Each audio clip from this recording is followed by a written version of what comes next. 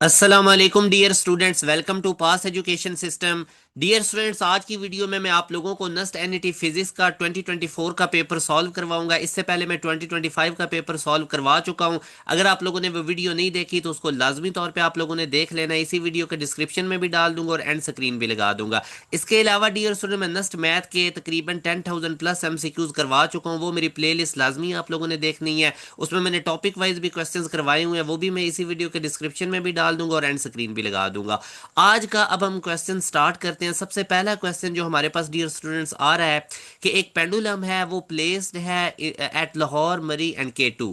यानी कि एक पेंडुलम जो है, अगर हम उसको इन तीन लोकेशंस पे ले जाते हैं, at which location will the frequency of pendulum be maximum, तो उसकी जो फ्रीक्वेंसी है वो मैक्सिमम किस लोकेशन पे होगी। तो मेरे बेटा, आपको पता है कि टाइम पीरियड जो होता है ना, उसका हमारे पास फार्मूला होता है 2 pi into length upon gravity. ठीक है, तो इसी तरह जो फ्रीक्वेंसी है वो 1 अपॉन टाइम पीरियड होती है। तो यहाँ से अब अगर आप देखोगे तो फ्रीक्वेंसी का फार्मूला बन जाएगा पेंडुलम की 1/2 पाई, और आप लोगों ने लेंथ अपॉन ग्रेविटी को भी क्या कर देना है, जी अपॉन लेंथ। ठीक है, तो यहाँ से अब आप देख सकते हैं कि जो फ्रीक्वेंसी है वो ग्रेविटी के रूट के डायरेक्टली प्रोपोर्शनल है। ठीक है, तो जिधर हमारे पास जी की वैल्यू ज़्यादा होगी वहाँ पे उसकी जो फ्रीक्वेंसी है वो मैक्सिमम होगी। अब जी हमें पता है, जैसे जैसे हम हाइट पे डियर स्टूडेंट्स जाते हैं ना, वहाँ उस वैसे वैसे जी की वैल्यू कम होती है। अब जो लाहौर है, इसके कंपैरेटिवली अगर आप देखें तो जो मरी है और K2 है वो ज़्यादा हाइट पे हैं, तो इस वजह से वहाँ पे जी की वैल्यू कम है और फ्रीक्वेंसी भी पेंडुलम की क्या होगी, कम होगी। मगर अगर हम लाहौर की बात करें तो यहाँ पे अब आप देख सकते हैं मरी और K2 की निस्बत ये नीचे है, मतलब यहाँ पे जी की वैल्यू क्या होगी, ज़्यादा, और इस वजह से इधर फ्रीक्वेंसी भी क्या होगी पेंडुलम की, मैक्सिमम। तो यहाँ से अब आप देख सकते हैं कि फ्रीक्वेंसी मैक्सिमम कहाँ पे होगी, लाहौर में। तो ये डियर स्टूडेंट्स हमारे पास पहला क्वेश्चन था। इसी तरह अब हम मूव करते हैं नेक्स्ट क्वेश्चन के ऊपर। नेक्स्ट क्वेश्चन में वो हमें कहता है कि जो रेडियस है सेकंड ऑर्बिट का, वो हमने बताना है हाइड्रोजन एटम का। तो मेरे बेटा, हमारे पास ना एक जर्नल फार्मूला होता है nth ऑर्बिट में रेडियस निकालने का। यहाँ से अब आप देख सकते हैं वो हमारे पास होता है डियर स्टूडेंट्स, ये बहुत ज़्यादा इंपॉर्टेंट क्वेश्चन है, इसको आप लोगों ने बड़ा केयरफुली देखना है। ठीक है, ये आप लोगों को पता होगा तो तभी आप लोग ये कर पाएंगे। ये वाला फार्मूला है, ठीक है, 0.53 A0। ठीक है जी, तो ये वाला रिलेशन है। अब आप देख लें वो सेकंड ऑर्बिट में आपसे पूछ रहा है, तो आप लोगों ने एन की जगह पे 2 पुट कर देना है और इधर भी 2 का स्क्वायर और इसको मल्टीप्लाई कर देना है 0.53 से। तो ये बेटा 4 बनेगा। 4 को जब आप 0.53 से मल्टीप्लाई करेंगे तो ये 2.12 आएगा अंगस्टन। ठीक है, तो ये हमारे पास सेकंड ऑर्बिट जो हाइड्रोजन में होता है उसका हमारे पास ये रिलेशन होता है। तो ये मेरे बेटा इस टाइप के क्वेश्चंस आप लोगों ने करने हैं अच्छे तरीके से। अब यहाँ से देखें ना, आगे वो कहता है रेजिस्टिव फोर्सेस क्या होती हैं। तो ये जितनी भी हमारे पास रेजिस्टिव फोर्सेस है ना, ये नॉन कंजर्वेटिव होती हैं। ये आप लोगों ने याद रखना है कि जितनी भी हमारे पास रेजिस्टिव फोर्सेस हैं डियर स्टूडेंट, वो सारे की सारी नॉन कंजर्वेटिव है। याद रखें, जो नॉन कंजर्वेटिव फोर्सेस होती है ना, उसमें जो वर्क डन होता है ना इन फोर्सेस की वजह से, वो पाथ पे डिपेंड करता है। आप ऐसे भी कह सकते हैं कि जब हम वर्क डन करेंगे ना रेजिस्टिव फोर्सेस की वजह से, अब हम मूव करते हैं ए पॉइंट से बी पॉइंट में, तो वो सेम नहीं होगा अगर हम डिफरेंट पाथ से मूव करते हैं। ठीक है, तो जो वर्क डन है वो पाथ के ऊपर डिपेंड कर रहा होता है। ये चीज भी आप लोगों ने याद रखनी है। उसके बाद ये आगे वो कह रहा है रेशो आप बताओ electrical constant to gravitational constant. अच्छा, अब ये रेशो आपने इलेक्ट्रिकल कांस्टेंट अगर आप देखो ना, कूलम कांस्टेंट 9 मल्टीप्लाई बाय 10 की पावर 9 है, और ग्रेविटेशनल कांस्टेंट 6.6 मल्टीप्लाई बाय 10 की पावर -11 है। तो डियर स्टूडेंट, इसको आप सॉल्व करेंगे, सिंप्लीफाइड करेंगे ना, तो आप लोगों के पास ये आंसर आएगा। तो अब हम इस 1.35 को 1 ही कंसिडर कर लेते हैं। तो ये डायरेक्ट रेशो आप याद रखें, क्योंकि ये काफी दफा क्वेश्चन आता है। इलेक्ट्रिकल कांस्टेंट कूलम कांस्टेंट होता है और ग्रेविटेशनल कांस्टेंट, इनकी रेशियो 10 की पावर 20 होती है। यहां से एक और चीज भी आप याद रखें, ये जो ग्रेविटेशनल कांस्टेंट है ये यूनिवर्सल कांस्टेंट है, हर जगह इसकी वैल्यू फिक्स रहती है। जबकि जो स्पीड ऑफ लाइट c होती है या जो कूलम कांस्टेंट k होता है, तो मेरा बेटा इनकी वैल्यूज वेरी करती हैं। ये मीडियम डिपेंडेंट कांस्टेंट है। अब दो चार्जेस हैं, उनको एयर में रखेंगे तो कूलम फोर्स मैक्सिमम होगी, वही दो चार्जेस उठा के वाटर में ले जाए तो उनमें कूलम फोर्स कम हो जाएगी, मतलब k की वैल्यू चेंज हो गई। तो यूनिवर्सल कांस्टेंट ग्रेविटेशनल कांस्टेंट है, इसकी वैल्यू हर जगह सेम रहती है। तो ये चीज भी आप लोगों ने नोट रखनी है। अब जी हम नेक्स्ट क्वेश्चन की तरफ मूव करते हैं, जिसमें वो हमें बताता है कि in alternating current the average power delivered during a cycle. तो मेरा बेटा याद रखें कि अगर आप साइकिल देखें तो इसमें एक पॉजिटिव हाफ साइकिल होता है और एक नेगेटिव हाफ साइकिल होता है। तो जो एवरेज पावर पूरे कंप्लीट साइकिल में होती है डियर स्टूडेंट्स, वो हमारे पास जीरो होती है, क्योंकि जो पॉजिटिव हाफ साइकिल है वो इक्वल होता है नेगेटिव हाफ साइकिल के, मगर उसकी डायरेक्शन में अपोजिट होती है। तो इसलिए हमारे पास जो अल्टरनेटिंग करंट में जो एवरेज पावर होती है डियर स्टूडेंट्स, वो हमारे पास क्या बन जाती है, आप लोगों ने याद रखना है कि वो हमारे पास जीरो होगी। तो इसको भी आप लोगों ने नोट रखें। आगे जी 6 वाला क्वेश्चन, जिसमें वो रिडबर्ग कांस्टेंट की आपसे वैल्यू पूछ रहा है, तो इसको भी आपको पता होना चाहिए 1.097 10 की पावर 7 पर मीटर। तो ये जितने भी कांस्टेंट्स हैं, जितनी भी वैल्यूज हैं डियर स्टूडेंट्स, ये सब आप लोगों को पता होनी चाहिए, इनको आप लोगों ने नोट रखना है। आगे जी नेक्स्ट क्वेश्चन आप लोगों के लिए अब मूव करते हैं 2024 के फिजिक्स के नस्ट एनईटी के पेपर के क्वेश्चन मैं आप लोगों को करवा रहा हूँ। During an adiabatic compression work done is 100 joule, what is the change in internal energy. तो बेटा अब हमें पता है कि first law of thermodynamics, heat जितनी भी किसी सिस्टम को देते हैं वो दो काम करती है, चेंज इन इंटरनल एनर्जी उस सिस्टम का होता है और वर्क डन। अब बेटा एडियाबैटिक प्रोसेस फास्ट होता है, इसमें हीट को टाइम ही नहीं मिलता फ्लो करने के लिए, तो एडियाबैटिक प्रोसेस में हीट क्या हो जाएगी, जीरो। यहां से अब आप देखेंगे तो ये डेल्टा यू प्लस डब्ल्यू इक्वल टू जीरो, यहां से आपने चेंज इन इंटरनल एनर्जी निकालना है। तो डेल्टा यू आपके पास इक्वल हो जाएगा माइनस डब्ल्यू के। तो मेरा बेटा अब यहां से आप देखो वो कंप्रेशन कर रहा है और work done on the system हमें पता है नेगेटिव होता है। कंप्रेशन का मतलब होता है कि गैस है ना सिलेंडर में, तो आप उसको ऊपर से कंप्रेस कर रहे हो। Work done on the system हमारे पास क्या होता है, नेगेटिव, और work done by the system positive होता है। अब यहाँ पे ये कंप्रेशन हो रही है डियर स्टूडेंट्स, तो मैं क्या काम करूंगा, अब ये कंप्रेशन हो रही है तो डियर स्टूडेंट्स हम इसका वर्क को क्या लेंगे, नेगेटिव, और ऑलरेडी भी इधर नेगेटिव है, तो डेल्टा यू इक्वल आ जाएगा माइनस डब्ल्यू था ना, तो माइनस कंप्रेशन की वजह से ये वर्क डन भी नेगेटिव होगा, तो चेंज इन इंटरनल एनर्जी हमारे पास क्या आ जाएगा, पॉजिटिव 100 जाउल। ठीक है मेरा बेटा, तो यहां से अब हमारे पास बी इसका राइट आंसर है। नेक्स्ट क्वेश्चन में मेरा बेटा वो कहता है कि which nucleus is most stable nucleus. तो जो स्टेबिलिटी होती है ना न्यूक्लियस की, ये मेन दो चीजों पे डिपेंड करती है, एक न्यूट्रॉन टू प्रोटॉन रेशियो क्या है आप लोगों के पास, ठीक है, न्यूट्रॉन टू प्रोटॉन रेशियो के ऊपर, और दूसरा आप लोगों के पास बाइंडिंग एनर्जी पर न्यूक्लियन, किसके ऊपर दूसरा डिपेंड करती है, बाइंडिंग एनर्जी पर न्यूक्लियन। तो इन चीजों के ऊपर मेरा बेटा ये डिपेंड करती है। अब आप देखेंगे तो आयरन जो है ना, इसकी बाइंडिंग एनर्जी पर न्यूक्लियन सबसे ज्यादा है। तो जो आयरन है हमारे पास, इसकी बाइंडिंग एनर्जी पर न्यूक्लियन सबसे ज्यादा होने की वजह से इसकी हमारे पास जो ये मोस्ट स्टेबल न्यूक्लियस होगा। ठीक है, तो ये हमारे पास इसका राइट आंसर है। आगे जी क्वेश्चन नंबर 9 में मेरा बेटा आप लोगों को मैं एक शॉर्टकट बताऊंगा, बल्कि नहीं, ये तो अभी मैं आपको, एक वायर है हमारे पास, वो यूनिफॉर्म क्रॉस सेक्शनल एरिया उसका ए है, लेंथ उसकी लेंथ एल है, और resistance R is bend into complete cycle. Resistance between any two of diametrically opposite points will be।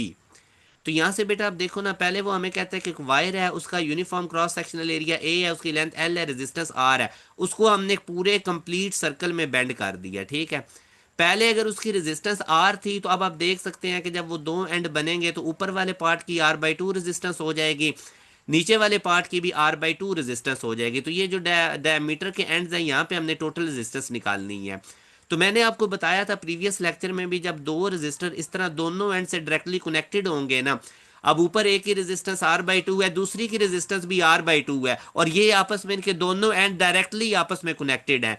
तो मेरा बेटा उस वक्त हम कैसे निकालते हैं, शॉर्टकट आप लोगों के पास जो होता है ना, R/N है। जब भी आप लोगों के पास एन रेजिस्टर जिनमें सबकी रेजिस्टेंस आर है और वो आपस में पैरेलल कनेक्टेड है, तो उनकी इक्विवेलेंस कैसे निकालनी है, R/N से। अब ये दो रेजिस्टेंस है आपके पास R/2 के, और ये आपस में पैरेलल कनेक्टेड है, तो इक्विवेलेंस कैसे आ जाएंगी, एक रेजिस्टेंस ऊपर रखें R/2 और तादाद से डिवाइड कर दें।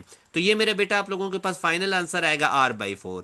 देखो उसने क्या काम किया था, वो बता रहा था कि एक रेजिस्टेंस आर है, उसको बेंड कर दिया कंप्लीट सर्कल में।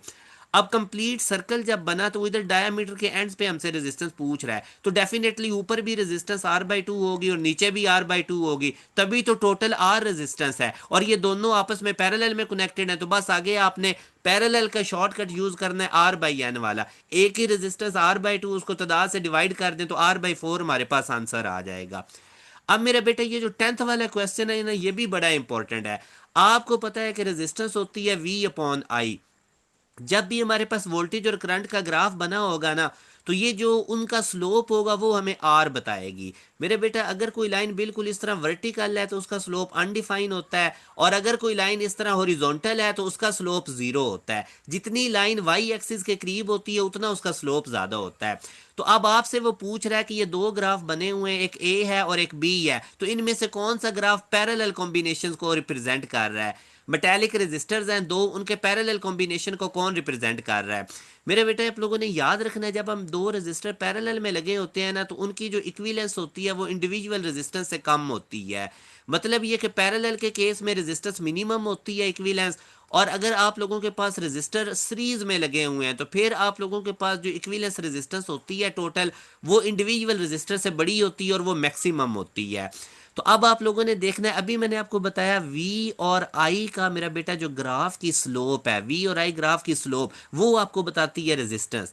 जी, जो वाई एक्सिस के करीब ग्राफ होगा उसकी स्लोप ज्यादा होगी, मतलब उसकी रेजिस्टेंस ज्यादा है। अभी मैंने बताया पैरेलल के केस में दो रेजिस्टर अगर पैरेलल में लगे हुए हैं तो उनकी इक्विवेलेंस मिनिमम होगी, और अगर दो रेजिस्टर सीरीज में लगे होंगे तो रेजिस्टेंस मैक्सिमम होगी। अब बी वाला आप अगर ग्राफ देखें ना, तो ये वाई एक्सिस के करीब है, मतलब इसकी स्लोप ज्यादा है, और ये जो बी वाले रेजिस्टर हैं इनकी इक्विवेलेंस मैक्सिमम है क्योंकि स्लोप ज्यादा है।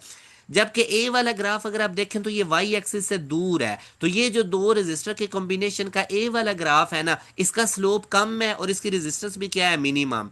और मिनिमम रेजिस्टेंस किस केस में होती है, पैरेलल के केस में। तो इसका मतलब पैरेलल के लिए हमारे पास कौन सा ग्राफ है, वो हमारे पास ए वाला है। तो ये डियर स्टूडेंट से इंपॉर्टेंट क्वेश्चन था जो मैंने आपको करवाया है। सिंपल आप लोगों ने बस याद रखना है कि आप लोगों का जो वी और आई का ग्राफ है ना, जो उसकी स्लोप होती है वो हमें रेजिस्टेंस बताती है।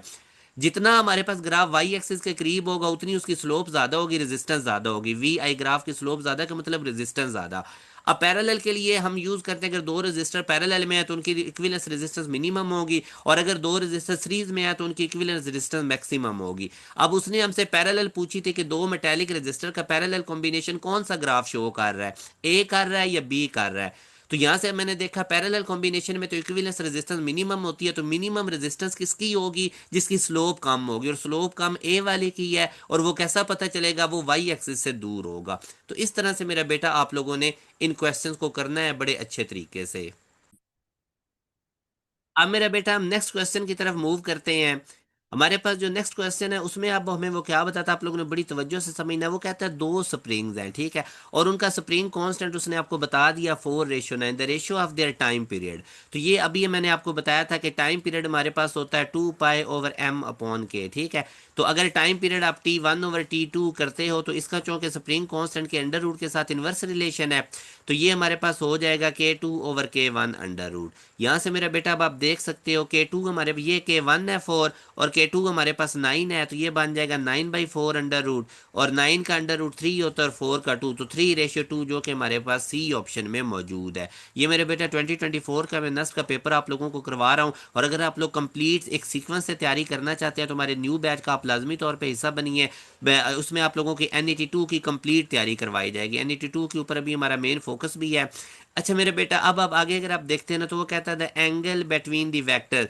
अब इस वेक्टर का आप लोगों ने एंगल बताना है, ठीक है डियर स्टूडेंट, और वो एंगल भी आप लोगों ने कैसे बताना है, वो भी अब आप लोगों ने बताना है वाई एक्सिस के साथ। तो मैंने इससे पहले भी आपको बताया था कि अगर आप लोगों ने वाई एक्सिस के साथ एंगल बताना है ना, तो फार्मूला यूज करना है टैन इनवर्स, और वेक्टर के अंदर जो एक्स का कोफिशिएंट होगा उसको डिवाइड कर देना है वाई के कोफिशिएंट से, ठीक है। तो ये अब एंगल आ गया वाई एक्सिस के साथ। और इसी तरह अगर आप लोगों ने इसका एंगल बताना होता है एक्स एक्सिस के साथ, फिर आप लोगों ने वही वाला फार्मूला यूज करना था टैन इनवर्स, मगर अब आप लोगों ने एक्स एक्सिस के साथ बताना है, तो जो वाई यानी जे का जो कोफिशिएंट है उसको आपने एक्स के कोफिशिएंट से डिवाइड कर देना है। तो ये हमारे पास एंगल आ जाएगा एक्स एक्सिस के अलॉन्ग। तो इस केस में उसने वाई एक्सिस के अलॉन्ग पूछा था, तो ये टैन इनवर्स 2/3 हमारे पास हो जाएगा, ठीक है। टैन इनवर्स 2/3 बीटा ऑप्शन में मौजूद है। अब नेक्स्ट क्वेश्चन में मेरा बेटा अगर आप देखते हो ना, तो इसमें वो बताता है the velocity of flow of a liquid through an orifice at the bottom of a tank depends upon. तो ये अब हमें पता है कि जो ओरिफिस में जो वेलोसिटी है वो बेटा इसके ऊपर डिपेंड करती है। एक तो आप लोगों का जो मिडल पॉइंट है उससे हाइट का लेवल कितना है वाटर का, और दूसरा ग्रेविटी के ऊपर, ठीक है। तो height of liquid above the orifice ये भी ठीक, और एक्सेलरेशन ड्यू टू ग्रेविटी, तो इसका मतलब both B and C are the right answer. Next question में वो आपसे पूछ रहा है कि एंगल हमारे पास क्या है between linear velocity and angular velocity. तो मेरे बेटा जब भी कोई चीज़ सर्कुलर पाथ में मूव कर रही होती है ना, तो जो उसकी लीनियर वेलोसिटी है वो टेंजेंट के अलोंग होती है, और जो एंगुलर वेलोसिटी है वो हमें पता है एक्सिस ऑफ रोटेशन के अलोंग होती है, और इनके दरमियान इसलिए 90 डिग्री का एंगल होता है। ठीक है, तो ये हमारे पास इसका राइट आंसर। ये बेटा आप लोगों के साथ नस्ट के फिजिक्स के पास पेपर्स के क्वेश्चन में आपको करवा रहा हूँ। अगले क्वेश्चन में वो आपको कहता है ओमेगा का वैल्यू गिवन है 0.2 पाई रेडियन पर सेकंड, टाइम पीरियड ऑसिलेशन का क्या होगा। तो टाइम पीरियड का मेरे बेटा फार्मूला होता है 2 पाई अपॉन ओमेगा। ठीक है, अब 2 पाई ओमेगा की वैल्यू कितनी गिवन है 0.2 पाई। ठीक है, ये पाई पाई से कट जाएगा 2 अपॉन 0.2, और इसका पॉइंट रिमूव करेंगे तो 10 ऊपर 2 से मल्टीप्लाई होके 20/2 जो कि 10 सेकंड बनेगा। टाइम पीरियड का यूनिट क्योंकि सेकंड होता है, तो ये हमारे पास इसका अल्फा जो है वो राइट आंसर है। आगे जी नेक्स्ट क्वेश्चन में वो हमें कहता है कि जो रिफ्रैक्टिव इंडेक्स है in a transparent medium greater than 1 क्यों होता है। तो रिफ्रैक्टिव इंडेक्स मेरे बेटा आप लोगों को पता होता है कि ये speed of light in vacuum over speed of light in any other medium, इनकी रेशियो होता है। और हमें पता है कि स्पीड ऑफ लाइट वैक्यूम हमेशा speed of light in any other medium greater होती है। तो इस वजह से हमारी ये जो रेशियो होती है ये ऑलवेज ग्रेटर देन 1 होती है। ठीक है, स्पीड ऑफ लाइट हमारे पास जो वैक्यूम में होती है वो always greater than speed of light in transparent medium होती है। ठीक है, तो बीटा हमारे पास इसका राइट आंसर है, इसलिए जो इनकी रेशियो होती है वो हमेशा ग्रेटर देन 1 आती है। आगे ये बेटा बड़ा सिंपल सा क्वेश्चन है, वो कॉम्बिनेशन पूछ रहा है एंड और नॉट गेट के कॉम्बिनेशन से जो हमारे पास बनता है उसको हम क्या कहते हैं, तो वो नैन गेट कहते हैं। ये मेरे बेटा इंपॉर्टेंट टाइप का क्वेश्चन है, और नैन गेट जो है ये बेसिकली एक लॉजिक गेट है जो प्रोड्यूस करता है opposite output of an and gate. ठीक है, और इसकी जो 2 और मोर इनपुट्स होती हैं ना मिसाल के तौर पे, और इसमें ये भी एक याद रखें कि इसकी आउटपुट सिर्फ जीरो उसी वक्त होती है जब तमाम इनपुट्स 1 होंगी। ठीक है, तो ये हमारे पास जो है ना इनका कॉम्बिनेशन एंड गेट और नॉन गेट नॉट गेट के, इसको हम क्या कहते हैं, नैन गेट। तो इसके बारे में मैंने अभी आपको बताया कि इसकी जो आउटपुट है वो उसी वक्त जीरो होगी जब इसकी तमाम इनपुट्स क्या होंगी, 1। ठीक है, इसको आप लोगों ने नोट रखना है। आगे मेरे बेटा 18 वाले क्वेश्चन में अब आप देखें, ये भी बड़ा इंपॉर्टेंट क्वेश्चन है। आप लोगों के पास जो वेलोसिटी का एक्स कंपोनेंट है, ठीक है, उसका स्क्वायर एवरेज वेलोसिटी का स्क्वायर जो है वो आपको गिवन है, और एवरेज स्क्वायर वेलोसिटी वो आपसे पूछ रहा है। ये बेटा आप लोगों ने पढ़ा था कि एवरेज वेलोसिटी जो होती है ना बेसिकली वो तीनों डायरेक्शन में जो वेलोसिटीज होती है ना उनकी एवरेज के स्क्वायर का सम होता है किसी भी आइडियल गैस में। ये आप लोगों ने पढ़ा है थर्मोडायनामिक्स के अंदर। और ये भी आपने पढ़ा था कि जो वेलोसिटीज एवरेज होती हैं ना इनका स्क्वायर ये तीनों डायरेक्शन में सेम होता है। ये तीनों डायरेक्शन में क्या होता है हमारे पास, सेम होता है। जेड डायरेक्शन में जो मॉलिक्यूल्स की एवरेज वेलोसिटी का स्क्वायर है वही वाई डायरेक्शन में होगा और वही एक्स डायरेक्शन में होगा। तो इसका मतलब ये वी वाई और वी जेड की जगह भी मैं वी एक्स लिख सकता हूँ, इधर भी वी एक्स का स्क्वायर, इधर भी वी एक्स का स्क्वायर, और यहाँ भी वी एक्स। तो ये बेसिकली आप लोगों के पास जो एवरेज वेलोसिटी का स्क्वायर है वो एक्स डायरेक्शन में जो एवरेज वेलोसिटी का स्क्वायर है, ठीक है, उसके 3 टाइम्स की इक्वल आ जाएगा। अब आपको ये एवरेज वेलोसिटी जो एक्स डायरेक्शन में उसका स्क्वायर आपको गिवन है 3। ठीक है, ये 3 आपको गिवन है, ये मीटर पर सेकंड है बेसिकली। ठीक है, यहाँ पे मीटर पर सेकंड वेलोसिटी का यूनिट होता है। तो 3 × 3 करेंगे तो फाइनल आंसर आएगा 9 मीटर पर सेकंड। ये हमारे पास एवरेज वेलोसिटी का स्क्वायर आ जाएगा गैस का। तो ये आप चेक कर सकते हैं 9 मीटर पर सेकंड। यहाँ पे हम अगर इसका यूनिट ठीक कर लेना है आप लोगों ने, ये 9 मीटर पर सेकंड स्क्वायर ठीक हो गया जी। अच्छा जी, उसके बाद मेरा बेटा नेक्स्ट अब अगर हम मूव करते हैं ना तो इसमें वो कहता है कि R L C series circuit के अंदर when the frequency of AC source is very low the circuit is. तो मेरा बेटा R L C series resonance circuit में हमें पता है अब एक होती है कैपेसिटिव रिएक्टेंस, इसका फ्रीक्वेंसी के साथ सोर्स की फ्रीक्वेंसी के साथ इन्वर्स रिलेशन है, और एक इंडक्टिव रिएक्टेंस होती है इसका फ्रीक्वेंसी के साथ डायरेक्ट रिलेशन है। तो जब आपकी फ्रीक्वेंसी लो होगी तो ये इंडक्टिव रिएक्टेंस तो निग्लिजिबल होगी, मगर लो फ्रीक्वेंसी पे कैपेसिटिव रिएक्टेंस डोमिनेट आ जाएगी, तो जो सर्किट होगा वो कैपेसिटिव बन जाएगा। ठीक है मेरा बेटा, तो इसका हमारे पास जो है वो बीटा राइट आंसर है। आगे नेक्स्ट क्वेश्चन के अंदर वो हमें बताता है the angular velocity for daily rotation of earth. तो एंगुलर वेलोसिटी ओमेगा होती है और इसका फार्मूला होता है एंगुलर डिस्प्लेसमेंट ओवर टाइम। और डेली रोटेशन ऑफ अर्थ में अर्थ एक पूरा कंप्लीट चक्कर कर लेती है, और पूरे कंप्लीट सर्कल के अंदर जो एंगुलर डिस्प्लेसमेंट अर्थ कवर करती है वो 2 पाई है, और पूरा कंप्लीट सर्कल अर्थ कवर करती है 24 आवर्स में, मतलब एक दिन में। तो यहाँ से ये 2 है ये 24 से कट जाएगा, तो pi by 12 radian per hour. ये मेरा बेटा हमारे पास एंगुलर अंदर वेलोसिटी है किसकी भला, अर्थ की, तो पाई बाय 12 रेडियन पर आर इसका राइट आंसर है। फार्मूलाज आते होंगे तो इंशाल्लाह क्वेश्चन में प्रॉब्लम नहीं बनेगा। आगे जी वो कहता है जी दो बॉल्स हैं हमारे पास, उनको हमने प्रोजेक्ट किया है 30 डिग्री और 60 डिग्री के ऊपर, ठीक है जी। कहाँ कहाँ हमने प्रोजेक्ट किया है, 30 डिग्री और 60 डिग्री के ऊपर, विद सेम इनिशियल वेलोसिटी। तो कहता है ratio of their maximum height. तो मेरे बेटे मैक्सिमम हाइट, अब हमें पता है हाइट का फार्मूला होता है v i square sine square theta over 2 g. तो यहाँ पे जब मैं थीटा 30 डिग्री पुट करूंगा, साइन 30 1/2 हो जाएगा, 1/2 का स्क्वायर करूंगा 1/4, वो नीचे 2 से मल्टीप्लाई होके, तो वी आई स्क्वायर ओवर 8 जी मेरे पास आ जाएगी। ये होगा सारा काम 30 डिग्री पे, ठीक हो गया। फिर मैं हाइट देखता हूँ जब मेरे पास एंगल 60 डिग्री का होगा, तो अगेन अब आप देखें वही formula v i square sine, अब 30 डिग्री की नहीं, अब 60 डिग्री यहाँ पे आ जाएगा, और फिर उसका स्क्वायर करना और नीचे 2 जी आ जाएगा। तो यहाँ से अब आप देखोगे तो ये v i square sine 30 degree होता है 3√/2, ऊपर उसका स्क्वायर भी आ जाएगा और नीचे क्या आ जाएगा 2 जी। तो इसको थोड़ा और करेंगे हम, तो ये वी आई स्क्र ये 3/4 आएगा, और 4 नीचे 4 से 2 से मल्टीप्लाई होके 8, तो ये 3v² ओवर 8 जी। ये आपके पास वेलोसिटी आएगी किस एंगल पे, 60 डिग्री पे। तो अब आपसे वो पूछ रहा है इनकी रेशो। अब डियर स्टूडेंट वो आपसे इनकी क्या पूछ रहा है, रेशो। तो ये अब आगे तो मेरे ख्याल में हो जाएगा, आप लोगों को कोई प्रॉब्लम नहीं बनेगा। पहली आपके पास कितनी आई थी वेलोसिटी 30 डिग्री पे, वी आई स्क्र ओवर 8 जी आई थी। इसको आप लोगों ने डिवाइड कर देना है। आप लोगों के पास 60 डिग्री पे कितनी आई है, 3v/8 जी, ठीक है। तो अब मैं अगर इसका रेसिप्रोकल करता हूँ तो ये मेरे ख्याल में सारे आपस में कट जाएंगे, आप खुद ही देख लें। 8g/3 we i square, 8g से कट गया, वी आई स्क्र 1/3, ठीक है। तो ये 1/3 आपके पास सी ऑप्शन में मौजूद है। इसी तरह मेरा बेटा अब हम नेक्स्ट क्वेश्चन की तरफ मूव करते हैं। इसमें वो हमें बता रहा है कि दो जी कैपेसिटर्स हैं और उनकी कैपेसिटेंस सी है, और वो connected in series with one of them is filled with the dielectric substance के। सीरीज में लगे हुए, अच्छा जब कैपेसिटर सीरीज में लगे होते हैं ना तो उनकी इक्विवेलेंस आप कैसे निकालते हैं। जब कैपेसिटर सीरीज में लगे होते हैं तो सीरीज में उनका वही वाला फार्मूला होता है इक्विवेलेंस का, जो रेजिस्टेंस का पैरेलल में होता है, ठीक है। अब अगर दो कैपेसिटर सीरीज में लगे होंगे ना तो उनकी इक्विवेलेंस इस फार्मूला से निकलेगी, ठीक है। अब इसमें वो कह रहा है कि एक जो कैपेसिटर है ना उसके अंदर डाई इलेक्ट्रिक रख देते हैं। जब किसी भी कैपेसिटर में डाई इलेक्ट्रिक रखते हैं तो उसकी कैपेसिटेंस इंक्रीज हो जाती है। कितनी इंक्रीज होती है, जितना डाई इलेक्ट्रिक का कांस्टेंट है।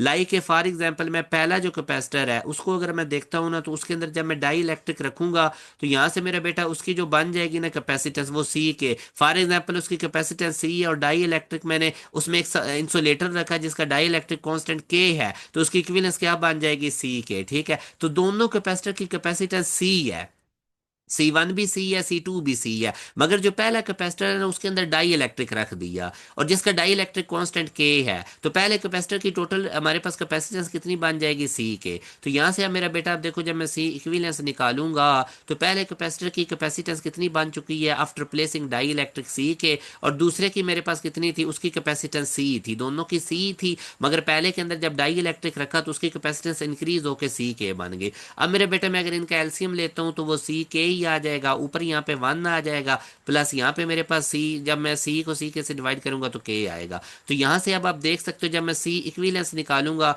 1/c इक्विवेलेंस अगर इसके इक्वल है तो सिंपल सी इक्विवेलेंस इसका मैं रेसिप्रोकल कर दूंगा। तो ये मेरे बेटा आप देख सकते हैं सी के ओवर 1 + के, ठीक है। तो ये सी के ओवर 1 + के हमारे पास अल्फा ऑप्शन में मौजूद है। अब इस क्वेश्चन को एक दफा दोबारा देख लें, दोनों कैपेसिटर की कैपेसिटेंस क्या थी, सी। ए के अंदर जब हमने डाई इलेक्ट्रिक पहले में रखा तो उस जिसका कांस्टेंट के था तो उसकी कैपेसिटेंस सी के होगी। अब आप लोगों ने ये सीरीज में लगे हुए हैं तो इनकी इक्विवेलेंस निकाल लेनी, और सी इक्विवेलेंस निकालने का सीरीज में ये वाला फार्मूला होता है। आगे बस इसमें आप वैल्यूज प्लग इन करनी है मैंने और इसको सॉल्व कर लेना है। आई होप आगे एलसीएम लेंगे और जो भी आंसर आएगा उसका रेसिप्रोकल कर लेंगे तो वो सी इक्विवेलेंस आ जाएगा। इस तरह से बस इसको करना था। अब जी हम नेक्स्ट क्वेश्चन की तरफ मूव करते हैं 23 वाला। इसमें वो कहता है कि in the phenomena of diffraction of light when blue light is used in the experiment in spite of red light, तो फिर क्या होगा। फ्रिंज स्पेसिंग, तो मेरा बेटा हमें पता है कि जो फ्रिंज स्पेसिंग डेल्टा वाई होती है उनका फार्मूला होता है लैम्डा L/D। तो जो फ्रिंज स्पेसिंग है वो वेव लेंथ के डायरेक्टली प्रोपोर्शनल है। अब एक आपने वर्ड याद रखना है विब गियर वाला, विब गियर, इधर को जाते हुए मेरा बेटा वेवलेंथ बढ़ती है, इधर को जाते सबसे बड़ी वेवलेंथ रेड की होती है, ये वायलेट है, ये इंडिगो, ये ब्लू है। ठीक है, तो अब यहाँ से हमें पता चला कि ब्लू की वेवलेंथ कम है और रेड की वेवलेंथ ज़्यादा है। तो जब आप ब्लू को यूज़ करेंगे, ब्लू लाइट को यूज़ करेंगे, तो इसका मतलब लैम्डा कम होगा और फ्रिंज स्पेसिंग भी हमारे पास क्या हो जाएगी, कम हो जाएगी, नैरो हो जाएगी। ठीक है, तो ये ए हमारे पास इसका राइट आंसर है। तो इस तरह मेरे बेटा मेरी कोशिश होती है कि मैं क्वेश्चन का बैकग्राउंड भी आपको बताता जाऊं। अब ये वाला क्वेश्चन मैंने प्रीवियस पेपर में भी आपको करवाया था। The power of the objective and eye piece of telescope are 0.5 dioptre and 10 dioptre, magnifying power निकालनी है। तो मैग्नीफाइंग पावर डाईऑप्टर की मैंने आपको बताया था कि ये इक्वल होती है आई पीस की पावर, जब भी पावर गिवन हो, और ऑब्जेक्टिव लेंस की पावर के। आई पीस की पावर आप लोगों को कितनी गिवन है, 10, और ऑब्जेक्टिव की कितनी है, 0.5। ये पॉइंट रिमूव करेंगे, 10 ये ऊपर मल्टीप्लाई 10 से होगा, तो 100/5 जो कि हमारे पास 20 बनेगा, और यहाँ पर ये मौजूद है। इसी तरह मेरा बेटा अब नेक्स्ट हम 25 वाले क्वेश्चंस पे मूव करते हैं। इसमें वो कहता है material in which valence electrons are tightly bound to their atoms at low temperature. तो लो टेम्परेचर के ऊपर वैलेंस शेल में जो इलेक्ट्रॉन टाइटली बाउंड होते हैं मेरे बेटा, वो सेमीकंडक्टर में होते हैं। फिर जैसे जैसे आप सेमीकंडक्टर्स का टेम्परेचर बढ़ाते जाते हैं तो वैलेंस शेल से इलेक्ट्रॉन जंप कर जाते हैं कंडक्शन बैंड में, और आगे फिर वो करंट को कंडक्ट करते हैं। वैसे भी इलेक्ट्रॉन होल्स पेयर जनरेट हो जाते हैं हाई टेम्परेचर के ऊपर। अच्छा जी मेरे बेटा, अब हम नेक्स्ट आगे मूव करते हैं।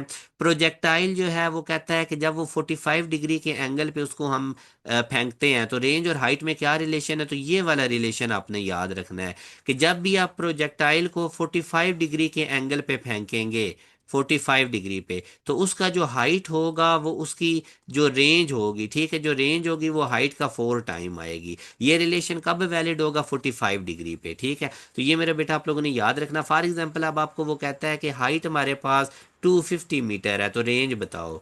तो आप लोगों ने इस फार्मूला से R = 4H से रेंज निकाल लेनी है। तो ये रिलेशंस आपको याद होने चाहिए।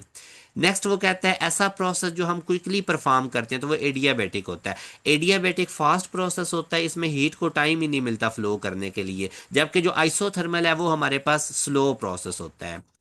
उसके बाद नेक्स्ट क्वेश्चन में अगर आप देखें तो वो हमें बताता है कि when the light enters from air to glass it suffers a change in. तो जब भी लाइट मीडियम चेंज करती है ना, एयर में आपको पता है speed of light 3 lakh kilometre पर सेकंड है, और यही स्पीड जब मूव करती है ग्लास में या किसी और चीज़ में तो स्पीड हो जाती है 2 लाख किलोमीटर पर सेकंड। ठीक है, तो स्पीड चेंज आएगा, फ्रीक्वेंसी कॉन्स्टेंट रहती है। जब भी लाइट मीडियम चेंज करती है ना तो फ्रीक्वेंसी कॉन्स्टेंट रहती है, क्योंकि ये सोर्स पे डिपेंड करती है। तो इसका मतलब वी और लैम्डा में आपस में डायरेक्ट रिलेशन है।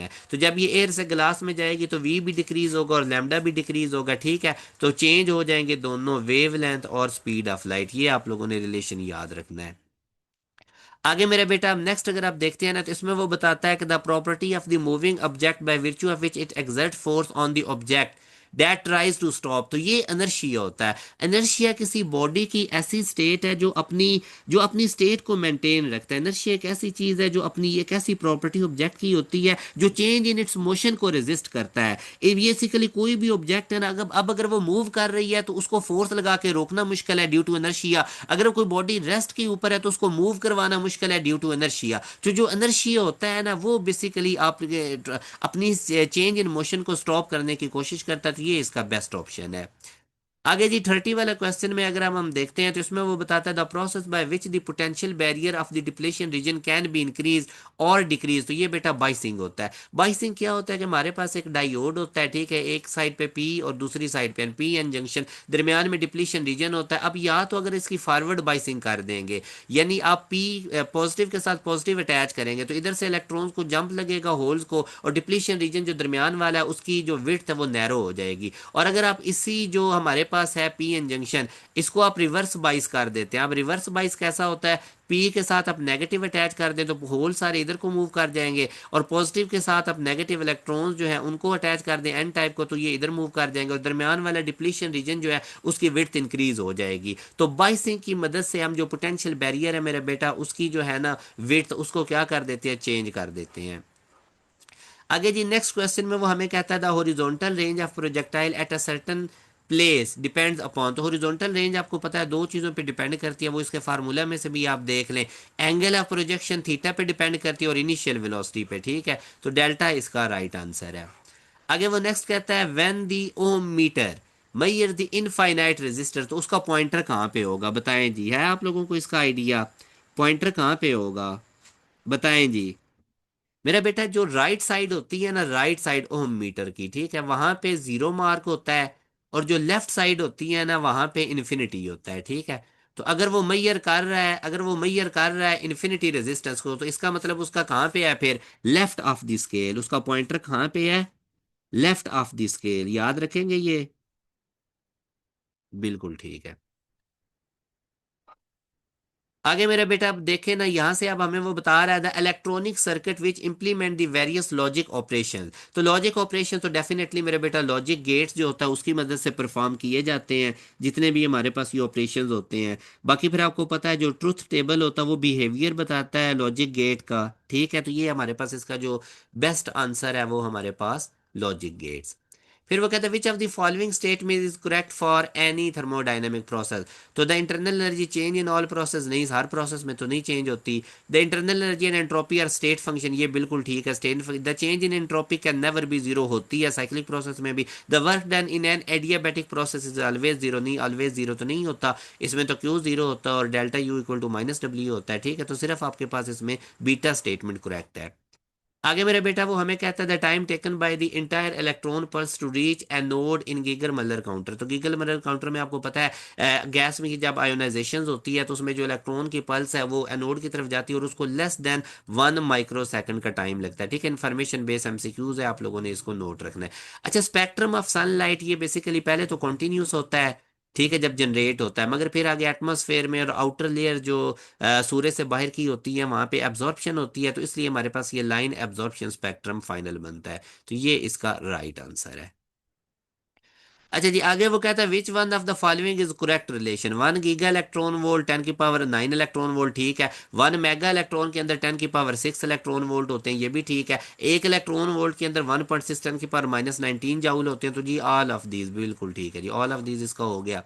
आगे हम मूव करते हैं, if the medium is change from air to diamond what would be the effect in potential difference of capacitor. मेरे बेटा याद रखना, कैपेसिटर की प्लेट्स में जब भी आप कोई मीडियम इंट्रोड्यूस करेंगे तो उसकी जो कैपेसिटेंस है वो इंक्रीज हो जाएगी, पोटेंशियल डिक्रीज हो जाएगा और क्यू सेम रहेगा, क्योंकि क्यू इक्वल होता है ना सी वी के। जब एक चीज जो है वो इंक्रीज हो दूसरी डिक्रीज हो तो उनकी प्रोडक्ट क्या रहती है, कांस्टेंट। तो अब आई होप आपको पता चल गया कि पोटेंशियल क्या हो जाएगा, डिक्रीज हो जाएगा अगर हम उसके अंदर डायमंड को प्लेस करेंगे। आगे जी बड़ा इंपॉर्टेंट टाइप का क्वेश्चन है, ये काफी दफा नस्ट में आया है, 2025 में भी आया हुआ है, 2024 में भी, 23 में भी। इसमें वो कहता है कि एक बॉक्स है, उसका मैस है 2 kg, उसको हमने रखा हुआ है रूफ ऑफ अ कार के ऊपर। The box would remain stationery until the car attains a maximum acceleration, ठीक है। जब तक वो मैक्सिमम एक्सेलरेशन नहीं कार अटेन करती, जो बॉक्स आप हैं वो स्टेशनरी रहेंगे रूफ के साथ। कोफिशिएंट ऑफ स्टैटिक फ्रिक्शन जो है बॉक्स और रूफ ऑफ द कार के दरमियान, वो उसने बता दिया है 0.2, ये म्यू एस होता है। जी की वैल्यू भी, this maximum acceleration of the car for the box to remain stationary कितना होगा। तो इसके लिए पहले हमें ना मैक्सिमम जो स्टैटिक फ्रिक्शन है वो निकालनी पड़ेगी। अगर वो रहना चाहता है ना स्टेशनरी रूफ के साथ, तो मैक्सिमम स्टैटिक फ्रिक्शन कितनी है, वो होती है mu S multiply by normal force. अब नॉर्मल फोर्स बेटा हमें पता है कि वेट की इक्वल होती है और वेट आगे इक्वल होता है एम जी के। मैस हमें कितना गिवन है 2 और जी की वैल्यू 10, तो ये मेरे पास आ गया 20, ठीक है। अब यहाँ से मैं एन की वैल्यू 20 और म्यू एस मुझे कितना गिवन था 0.2, पॉइंट रिमूव करूंगा 10 आएगा, 10 2 20, तो ये मेरे पास 4 आ गई, ठीक है। 4 मेरे पास मैक्सिमम स्टैटिक फोर्स आ गई। अब हमें पता है न्यूटन के थर्ड लॉ के तहत ये जो मैक्सिमम फोर्स है ये इक्वल होती है एम ए के। यहाँ से ए हमने मैक्सिमम निकालना है, फोर्स मैक्सिमम है तो एक्सेलरेशन भी मैक्सिमम होगा। फोर्स मैक्सिमम 4 है और मैस मेरे पास कितना है 2 और एक्सेलरेशन मैक्सिमम इधर से आ जाएगा। तो 2 को 4 से डिवाइड कर देंगे तो एक्सेलरेशन 2 मीटर पर सेकंड स्क्वायर। तो कोई मुश्किल इसमें है, तो ये 2 मीटर पर सेकंड स्क्वायर डेल्टा ऑप्शन में मौजूद है, ठीक है। मैक्सिमम स्टैटिक फ्रिक्शन निकाल लें, उसके बाद फिर एफ इक्वल टू एम में यूज करके वहां से एक्सेलरेशन निकाल लें। आगे जो कहता है एक एथलीट है, वो 70 kg run up a hill through a height of 3 meter time 2 second, उसकी एवरेज पावर कितनी होगी। तो मेरे बेटा पावर का जो फार्मूला होता है ना जब हाइट गिवन हो, mgh/t होता है। अब सारा डाटा गिवन है, ये 70 है, आपके पास जी कितना है 10 है, हाइट कितनी है 3 है और टाइम कितना है 2। मेरे ख्याल में अब आगे आप लोग कैलकुलेशंस करके आंसर निकाल लेंगे। निकल जाएगा या नहीं निकलेगा बताएं जी, कमेंट्स में बताएं मुझे, इसका आंसर आप लोगों से निकल जाएगा। कैलकुलेशंस कर लेंगे, अब बाकी सारा काम तो मैंने कर दिया है, ठीक है। तो ये तकरीबन आप देखेंगे ना 700, इसको 3 से आप मल्टीप्लाई करेंगे तो ये तकरीबन 2100, और उसको आप 2 से जब डिवाइड करेंगे, ठीक है, तो ये 1100 और इसके समथिंग अबाउट, मतलब करीब करीब अगर आप देखेंगे ना तो यही आंसर इसका बनेगा, ठीक है। आगे आप लोगों ने इसको कैलकुलेट कर लेना है, तरीका मैंने बता दिया। हाइगन वेव थ्योरी बेटा लाइट की वेव के बारे में बताती है, तो वेव्स वाले ये फोटो इलेक्ट्रिक इफेक्ट को एक्सप्लेन नहीं करती हाइगन वेव थ्योरी, क्योंकि ये पार्टिकल इफेक्ट को बताता है। बाकी ये डिफ्रैक्शन, इंटरफेरेंस, पोलराइजेशन, ये सारी वेव की प्रॉपर्टीज हैं, और हाइगन वेव थ्योरी लाइट के बारे में सिर्फ वेव रिलेटेड प्रॉपर्टीज को डील करती है। अच्छा, आगे बेटा वो कहता है कि एक बॉम्बर है, वो ड्रॉप हो जाता है, उसका बॉम्ब जब वो वर्टिकली अबव द टारगेट होता है तो वो टारगेट को मिस क्यों करता है। बेसिकली जो हॉरिजॉन्टल कंपोनेंट होता है ना, ये भी इनिशियली उसको टारगेट को मिला होता है, तो इस वजह से वो टारगेट जो हॉरिजॉन्टल कंपोनेंट ऑफ प्रोजेक्टाइल की वजह से उसको मिस कर देता है। आगे बेटा इसमें मैं आपको एक शॉर्टकट बताता हूँ, जो रेजिस्टेंस होती है ना वो वायर के रेडियस की पावर 4 के साथ उसका इन्वर्स रिलेशन है। ये रिलेशन याद रखें, आपके लिए बड़ी आसानी हो जाएंगी। अब रेजिस्टेंस डबल हो गई तो रेडियस डबल हो गया तो रेजिस्टेंस कितनी है, रेडियस हाफ हो गया तो रेजिस्टेंस कितनी है, आप इजिली निकाल लेंगे। किसी भी वायर की रेजिस्टेंस उसकी रेडियस की पावर 4 के इन्वर्सली प्रोपोर्शनल है। अब जैसे ये देखें, एक वायर है उसकी रेजिस्टेंस आर है, एक वायर है उसका रेडियस आर है, रेजिस्टेंस कैपिटल आर है, अगर उसको स्ट्रेच करते हैं और रेडियस हाफ हो गया तो रेजिस्टेंस कितनी हो जाएगी। तो अगेन देखें, जो मैंने बताया था, रेडियस कितना हो गया हाफ, ऊपर पावर कितनी है 4, तो आर की पावर 4 और नीचे 2 की पावर 4, 16 बटे का बटा 16 ऊपर चला जाएगा, ठीक है। तो ये उसकी जो है आप देखेंगे तो 16 टाइम्स हो जाएगी, कितनी हो जाएगी 16 टाइम रेजिस्टेंस बढ़ जाएगी। बस ये रिलेशन अगर आप याद रखेंगे ना कि रेडियस की पावर 4 और रेजिस्टेंस का आपस में इन्वर्स रिलेशन है, तो इस तरह का कोई भी क्वेश्चन आएगा आप विद इन सेकंड्स कर जाएंगे। अच्छा जी, आगे वो कहता है कि we can hear sound around the corner but can not see. तो आपको पता है कि साउंड्स की वेवलेंथ ज़्यादा होती है, इसलिए वो ऑब्स्टेकल्स के अराउंड बेंड हो जाती है, डिफ्रैक्ट हो जाती है, तो हमें कॉर्नर से भी साउंड सुनाई दे जाती है। जबकि लाइट की वेवलेंथ कम होती है, ठीक है, तो इसलिए हमें कॉर्नर की दूसरी तरफ लाइट्स वगैरह चीज़ें नज़र नहीं आती, तो डिफ्रैक्शन की वजह से बेसिकली ये होता है। अच्छा, उसके बाद आगे मेरे बेटा अगर आप देखते हैं ना तो ये भी बड़ा सिंपल सा क्वेश्चन है, परेशान नहीं होना। इसमें वो कहता है pivoted uniform bar is in equilibrium under the action of the force is shown, what is the magnitude of the force. Force का मैग्नीट्यूड बताना है। अच्छा, ये आपका पिवट पॉइंट है, ये वाला, बस आपने पिवट पॉइंट से देखना है इसके आगे पीछे कितनी फोर्सेज लग रही हैं।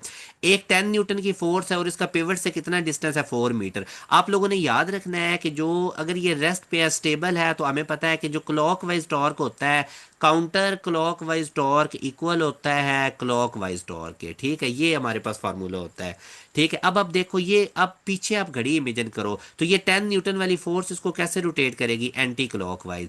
अब टॉर्क क्या होता है, टॉर्क के बारे में याद रखें, force multiply by movement arm. Movement arm क्या होता है, पिवट पॉइंट से line of action of force तक का डिस्टेंस। अब काउंटर क्लॉकवाइज टॉर्क अगर मैं 10 न्यूटन फोर्स का देखता हूँ, पीछे घड़ी इमेजिन करूँ तो इसको काउंटर क्लॉकवाइज करेगी ना, तो टॉर्क कैसे निकालना है, फोर्स मेरे पास कितनी है 10 और इसका मूवमेंट आर्म कितना है, पिवट पॉइंट से 4 तक का डिस्टेंस 4, ठीक है, इक्वल टू। अब क्लॉकवाइज टॉर्क अगर आप देखो ना, ये वाली फोर्स, अब पीछे आप घड़ी इमेजिन करो, ये इसको क्लॉकवाइज रोटेट करवाएगी, तो ये फोर्स और इसका पिवट पॉइंट से डिस्टेंस कितना है 2 मीटर। तो ये फोर्स इंटू 2 मीटर, आप देख सकते हैं 2 इंटू फोर्स करूंगा तो ये काउंटर क्लॉकवाइज टॉर्क इस फोर्स की वजह से आ जाएगा। अभी साथ एक और 6 न्यूटन वाली फोर्स है, ये भी क्लॉकवाइज टॉर्क पैदा कर रही है इस रॉड के अंदर, ये भी क्लॉकवाइज टॉर्क पैदा करेगी। और अगर आप पीछे घड़ी इमेजिन करें ना, यहाँ से रॉड को फिक्स मानने पिवट पॉइंट से, तो ये 6 न्यूटन वाली फोर्स भी इसको इसको क्लॉकवाइज रोटेट करेगी। तो क्लॉकवाइज में फोर्स कितनी है 6 और इसका पिवट पॉइंट से डिस्टेंस 2 मीटर और आगे भी 2 मीटर, तो टोटल 4 मीटर, ठीक है।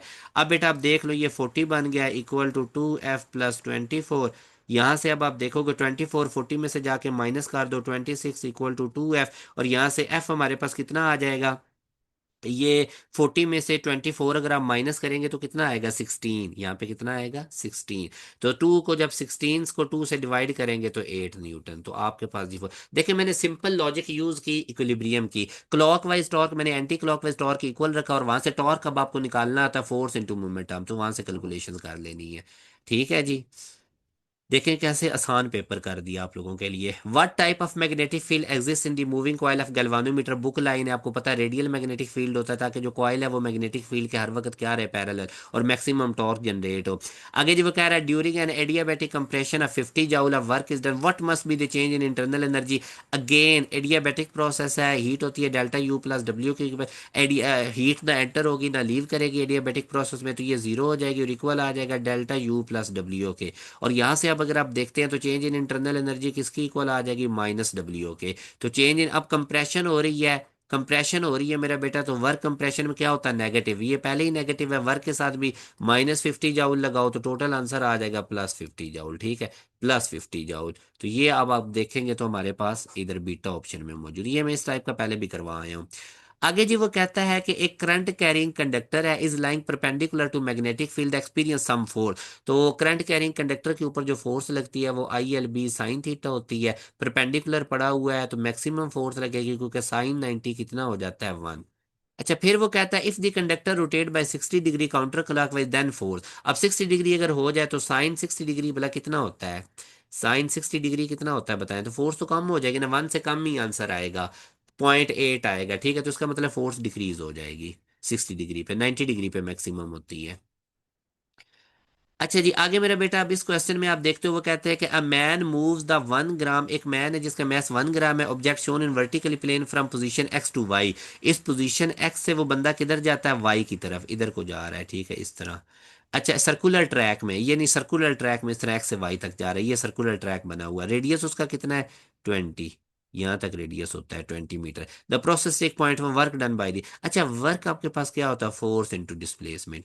अब आप देखो उसकी final position, initial position x है, फाइनल पोजीशन y है, तो टोटल ये डिस्प्लेसमेंट हो जाएगा जितना डायामीटर है, इधर भी रेडियस, तो टोटल ये कितना हो जाएगा डिस्प्लेसमेंट 40, टोटल डिस्प्लेसमेंट हमारे पास कितना हो जाएगा 40। ठीक है, अब चूंकि ये हाइट पे जा रहा है ना तो वर्क हो जाता है mgh, ठीक है, हाइट के ऊपर वर्क का क्या फार्मूला होता है, फोर्स वेट के इक्वल है, तो m कितना 1 ग्राम, 1 को 100 से डिवाइड करोगे तो ये कितना आ जाएगा 0, ठीक है, 1 को 100 से डिवाइड कर लें आप लोग, ठीक है, 0.01 आ जाएगा। जी कितना है आपके पास 10, और हाइट आपके पास कितनी है, अभी आपने हाइट से मुराद कि उसने जो डिस्प्लेसमेंट कवर किया है वो 40। ये मेरे बेटा आपने देखना कि 1 को जब 100 से डिवाइड करेंगे तो 0.01 आएगा, ठीक है। ये अब आप लोगों ने इसका रिमूव कर लेना, तो इसको सॉल्व करें अब आप लोग, ये इससे कट गया, ये इससे कट गया, तो 4 जूल इसका आंसर आएगा। अच्छा अब आगे मेरा बेटा हम मूव करते हैं 50 वाले MCQ के, स्टेप अप ट्रांसफार्मर, अप का मतलब होता है बढ़ाना, तो स्टेप अप ट्रांसफार्मर वोल्टेज को बढ़ाता है, करंट को कम करता है, जबकि स्टेप डाउन ट्रांसफार्मर वोल्टेज को कम करता है और करंट को बढ़ाता है। पावर दोनों केसेस में सेम रहती है क्योंकि पावर होती है वोल्टेज और करंट का प्रोडक्ट, एक चीज बढ़े दूसरी कम हो, या एक कम हो दूसरी बढ़े, प्रोडक्ट सेम रहती है। तो स्टेप अप की बात हो रही थी तो वोल्टेज लेवल इंक्रीज करता है, करंट लेवल डिक्रीज करता है, तो बोथ B एंड C। उसके बाद आगे अगर हम देखें ना तो नेक्स्ट में वो कहता है which of the following statement is true about the AC and DC generator. तो AC के अंदर स्लिप रिंग्स होते हैं और DC के अंदर स्प्लिट रिंग्स होती हैं, तो ए हमारे पास इसका राइट आंसर है।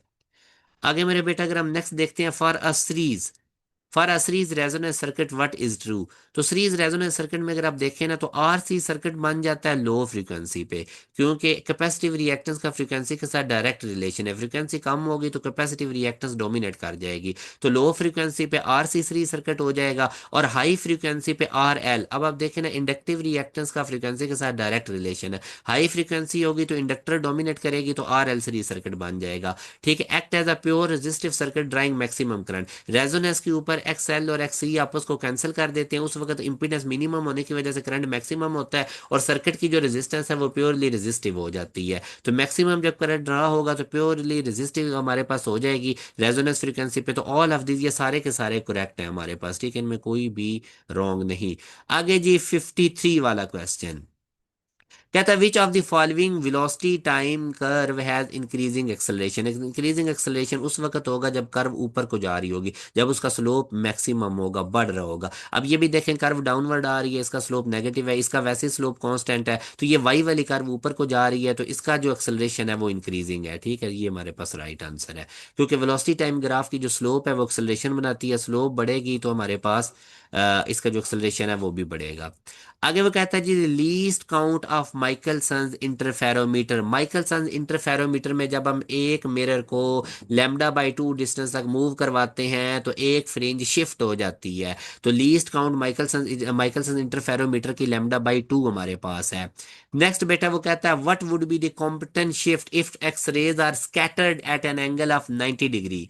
तो अब आपको पता होना चाहिए कि जो हमारे पास कॉम्पिटेंट वेव लेंथ है वो इक्वल होती है H/m0c × 1 - cos θ। ठीक है, तो यहां से मेरा बेटा अब हम इस डेल्टा लैम्डा को कहते हैं कॉम्पिटेंट शिफ्ट, CS में कह देता हूँ कॉम्पिटेंट शिफ्ट। और इसको कहते हैं कॉम्पटन वेव लेंथ, ठीक है, CW में कह लेता हूँ। जब हमारे पास थीटा 90 डिग्री का होगा तो cos 90 जीरो हो जाएगा, 1/01, तो ये से मल्टीप्लाई होके तो जो कॉम्पटन शिफ्ट है वो कॉम्पटन वेव लेंथ की इक्वल होगी। ठीक है, तो ये हमारे पास इसका राइट आंसर है 90 डिग्री के एंगल पे।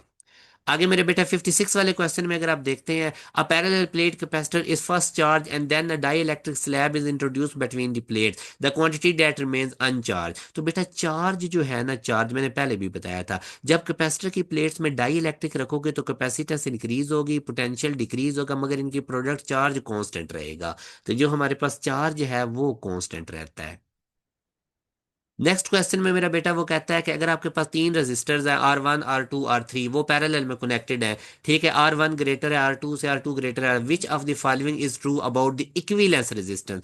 पैरेलल के केस में जो इक्विवेलेंस रेजिस्टेंस होती है वो इंडिविजुअल रेजिस्टेंस से कम होती है, ये मैं आपको बार बार बता रहा हूँ। ठीक है, आप R1 हो या R2 हो या R3 है, इन तीनों से कम होगी इक्विवेलेंस। तो अब आप देख लें किस केस में कम है, वो देखें, इसमें ये R equivalence R prime third resistance से कम है। ठीक है, ये इन सब से कम है। अच्छा, अब मेरा बेटा आगे अगर मैं नेक्स्ट आप लोगों को बताता हूँ, बाकी कोई ऑप्शन भी ठीक नहीं होगा, वो आपने देख लेना है।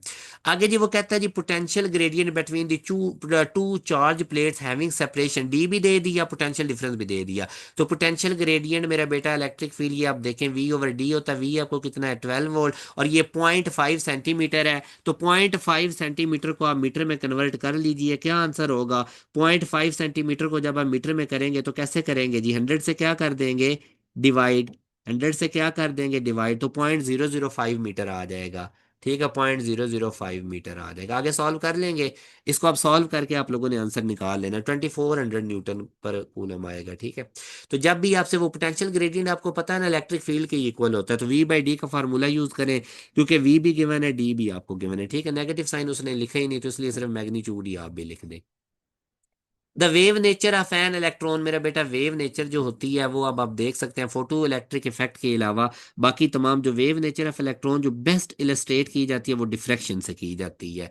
बेस्ट अगर वेव नेचर आपने एक्सप्लेनिश तो डिफ्रैक्शन वाले फिनोमिना से ये बेस्ट है सबसे आगे, क्योंकि ये photo electric effect Compton effect तो होंगे नहीं। For better resolution and clear visibility through microscope we use shorter wavelength, तो शॉर्टर वेवलेंथ होगी ना तो ज्यादा फोकस होगा, इसलिए ये बेस्ट है मेरा बेटा। ये अब आप लोगों के साथ मैंने 2024 के पेपर में जो फिजिक्स के पोर्शन में MCQs आए थे वो शेयर किए हैं। इसके अलावा डियर स्टूडेंट्स, अगर आप लोग नस्ट NET 2 की तैयारी करना चाहते हैं तो आप लोग लाजमी तौर पे हमारे न्यू बैच 2.0 का हिस्सा बनिए। हमारे न्यू बैच 2.0 में आपको क्या क्या मिलेगा, डेली बेसिस पे लाइव क्लासेस, और वो पाकिस्तान की एक्सपर्ट फैकल्टी लेगी। डेली बेसिस पे लाइव क्लासेस, उनकी रिकॉर्डिंग भी आप लोगों को अवेलेबल होगी। इसके साथ आपको पूरा कंप्लीट कोर्स दे दिया जाएगा। अल्हम्दुलिल्लाह हर नस्ट NETs के अंदर पास एजुकेशन सिस्टम के बच्चे पोजीशंस लेते हैं, टॉप करते हैं, और हर साल नस्ट NET के अंदर हमारे बच्चे 90 to 95% सीट सिक्योर करते हैं, चाहे कराची कैंपस हो, चाहे इस्लामाबाद कैंपस हो, चाहे रावलपिंडी हो। तो उसकी रीजन क्या है, हमारे बैचेस में आपको बहुत ज्यादा रेलेवेंट तैयारी करवाई जाती है। तो आज ही हमारे इस न्यू बैच का हिस्सा बनिए। आप इस दिए गए कॉन्टैक्ट नंबर 0304 0666600 पे व्हाट्सएप करके हमारे बैच में अपनी इनरोलमेंट ले सकते हैं। वन टाइम इनरोलमेंट है, नस्ट के अलावा भी अगर आपने किसी टेस्ट की तैयारी करनी होगी तो वो भी आपको करवा दी जाएगी। ये टाइम 2-3 महीने आप लोगों के लिए बहुत इंपॉर्टेंट है, इसको फुली अवेल करें, हमारे बैच का हिस्सा बनिए, इंशाल्लाह आपको फुल तैयारी करवाई जाएगी। अपना ख्याल रखिएगा डियर स्टूडेंट्स, दुआओं में याद रखिएगा। अल्लाह हाफिज।